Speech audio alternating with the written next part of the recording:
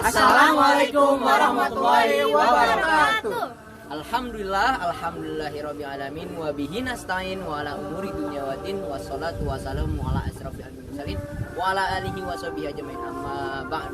Halo semua, kami dari Kampus Unusia Jakarta ingin mempresentasikan sebuah tugas dari mata kuliah Sistem Operasi dengan dosen pengampu Bapak Arifin Masiho. Pada kesempatan ini kami menyampaikan materi tentang sinkronisasi. Oke, sebelum lanjut pada materi selanjutnya, kami akan menekan diri kami masing-masing. Saya sendiri adalah Muhammad Egi Sandi. Dan saya Santi Warisma. Saya WK Widaksa Prayoga. Dan saya Jaya Sasmita. Nah, untuk lebih detail lagi menjelaskan tentang materi tersebut di video selanjutnya. Assalamualaikum warahmatullahi wabarakatuh. Nah, di sini kita akan menjelaskan tentang sinkronisasi proses. Sebelum masuk ke materi secara kompleks, saya akan menjelaskan tentang definisinya terlebih dahulu. Jadi, proses-proses konkurer adalah proses-proses yang lebih dari satu berada pada saat yang sama. Proses-proses ini dapat sepenuhnya tidak tergantung dengan yang lainnya, tapi juga saling berinteraksi. Proses-proses berinteraksi memerlukan sinkronisasi agar terkendali dengan baik.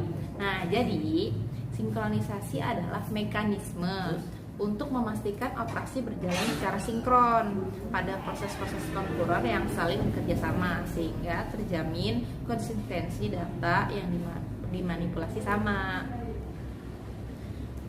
Nah, sinkronisasi itu punya syarat yang harus dipenuhi. Beberapa di antaranya itu yang pertama, itu mutual exclusion. Nah, itu adalah ketika suatu proses memasuki kode critical sectionnya, tidak boleh yang lainnya masuk critical section mereka. Yang kedua, proses. Nah, ketika ada proses melalui multiple sectionnya, saat itu tidak ada proses yang lainnya yang sedang melakukan critical section. Permintaan harus dipenuhi lebih dulu. Nah, yang ketiga itu bounded lengthing. Itu adalah harus ada batasan. Jadi beberapa kali proses lain boleh nyalip terlebih dahulu, tapi harus minta izin. Maksudnya itu kayak jadi harus diselesaikan lebih dahulu yang sebelumnya, baru bisa disalip atau dilebih dulukan. Nah, bentuk sinkronisasi itu ada solusinya nih. Yang pertama itu sinkronisasi software. Sinkronisasi proses terletak pada sepenuhnya pada kode program yang ditulis oleh programmer aplikasi. Yang kedua, sinkronisasi hardware. Sinkronisasi proses dibantu oleh instruksi otomik yang disediakan oleh CPU untuk memastikan kondisi mutual exclusion pada eksekusi proses. Nah, yang ketiga itu semaphore. Nah, sinkronisasi proses dibantu pada retune yang disediakan oleh OS untuk memastikan tercapainya kondisi syarat terjadinya sinkronisasi. Nah, kurang lebih gambaran secara sederhananya seperti itu. Nah, untuk penjelasan lebih kompleksnya apa aja yang terjadi di sinkronisasi itu akan dijelaskan di slide-slide berikutnya. Jangan kemana-mana. Bismillahirrahmanirrahim. Oke, saya akan melanjutkan materi selanjutnya, itu rest conditional.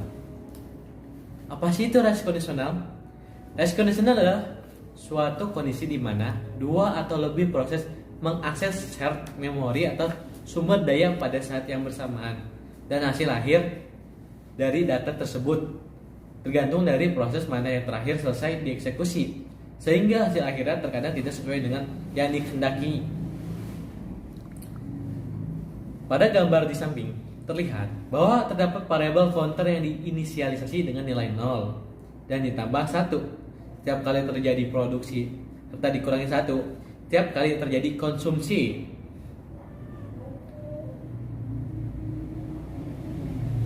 Ilustrasi program produsen dan konsumen kunci untuk mencegah masalah ini dan di situasi yang lain yang melibatkan memori bersama, berkas bersama, dan sumber daya lain yang digunakan secara bersama-sama adalah menemukan beberapa jalan untuk mencegah lebih dari satu proses melakukan proses tulis dan baca kepada data sama pada saat yang sama, seperti gambar di samping.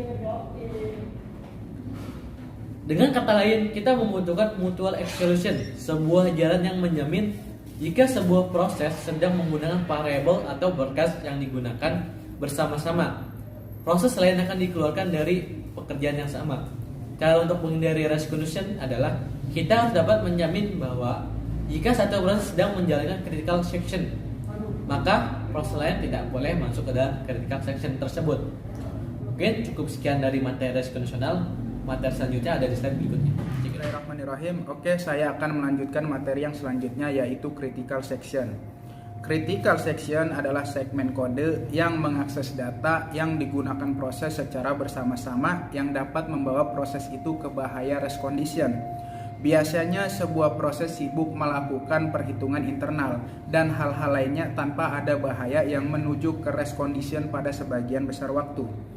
Akan tetapi, biasanya setiap proses memiliki segmen kode di mana proses itu dapat mengubah variabel, mengupdate suatu table, menulis ke suatu file, dan lain-lainnya yang dapat membawa proses itu ke bahaya race condition.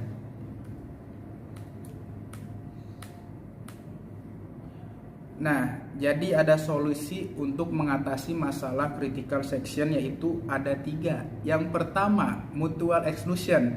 Jika proses PI sedang mengeksekusi critical sectionnya, maka tidak ada proses yang dapat mengeksekusi dalam critical section mereka. Nah, yang kedua adalah progress. Jika tidak ada proses yang sedang dieksekusi dalam critical section dan ada beberapa proses yang ingin masuk ke critical section mereka, maka pemilihan proses yang akan masuk ke critical section berikutnya tidak bisa ditunda. Yang ketiga adalah bounded waiting. Nah, suatu keterikatan harus ada pada sejumlah proses yang diizinkan masuk ke critical section mereka setelah adanya proses yang meminta masuk ke critical section dan sebelum permintaan itu diterima. Sekian dari saya, selanjutnya akan diteruskan oleh teman saya. Oke, saya akan menjelaskan tentang materi smart horn. Dalam kehidupan nyata, smart horn adalah sistem sinyal yang digunakan untuk komunikasi secara visual. Dalam software, semaphore adalah sebuah variabel bertipe integer yang selain saat inisialisasi hanya dapat diakses melalui 2 operasi standar, yaitu increment dan decrement. Semaphore digunakan untuk menyelesaikan masalah sinkronisasi secara umum. Berdasarkan jenisnya, semaphore hanya bisa memiliki nilai 1 atau 0 atau lebih dari sama dengan 0. Konsep semaphore pertama kali diajukan idenya oleh Indiger Dexter pada tahun 1967. Operasi standar pada semaphore dalam bahasa C seperti contoh berikut.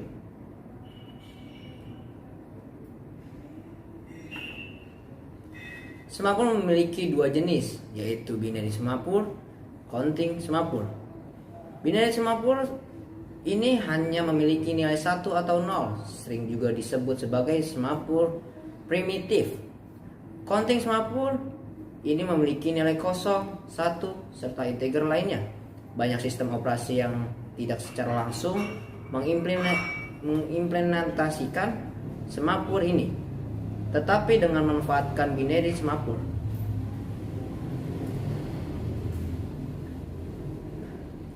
Nama asli dari operasi tersebut sebenarnya adalah Proben dan Verhoeven atau increment.